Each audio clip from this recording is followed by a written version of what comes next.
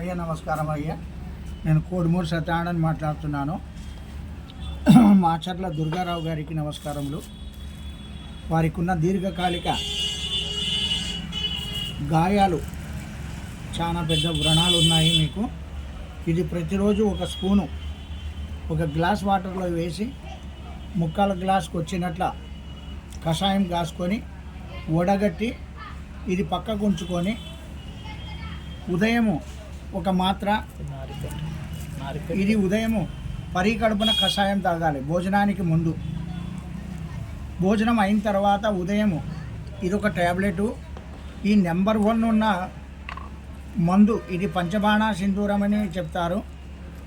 ఇది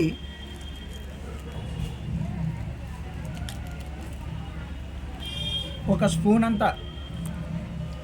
స్పూన్ నిండగా తీసుకొని కొద్దిగా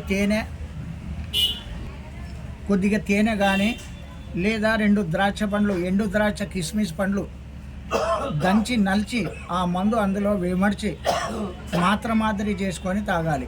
మింగి నీళ్లు తాగాలి. ఉదయం ఒక పూట, సాయంత్రం ఒక పూట. ఇది నెంబర్ 1 వచ్చేసి 7 రోజులు లేదా 10 రోజులు మాత్రమే వాడాలి. ఉదయం ఒక పూట, సాయంత్రం ఒక పూట. ఎండు ద్రాక్ష నలిచి దాంట్లో ఈ మందు ఇమిడ్చి ట్యాబ్లెట్ చేసుకొని మింగాలి. ఈ ప్రకారంగా ఇది 10 రోజులు వాడిన తర్వాత ఇది నిలబెట్టి మళ్ళీ ఇది 10 రోజులు వాడాలి. ఇది తాళక సింధూరం అని చెప్తారు. అద్భుతంగా పనిచేస్తుంది. తాళక భస్మం. ఇది కూడా అదే ప్రకారంగా ఉదయం ఒక స్పూను, సాయంత్రం ఒక స్పూను ఎండు ద్రాక్షలో కలిపి ట్యాబ్లెట్ చేసుకొని మింగాలి. ఈ ప్రకారంగా ప్రతిరోజు ఇది 2వ నంబర్ 10 రోజులు వాడాలి. ఇది 1వ నంబర్ 10 రోజులు వాడాలి. ఈ ప్రకారంగా ప్రతి దాంట్లో చీటి ఉంటుంది. ఇది ఉదయం వాడే మాత్ర ఇది కంటిన్యూగా, ఇది సాయంత్రం వాడే మాత్ర కంటిన్యూగా వాడాలి. ఈ మందులతో పాటు ఇవి కూడా వాడాలి. ఇది 2 పూటలు. నెంబర్ 1 ఫస్ట్ 10 రోజులు, నెంబర్ 2 10 రోజులు. ఇది ఎర్ర పొడి ఉంటుంది.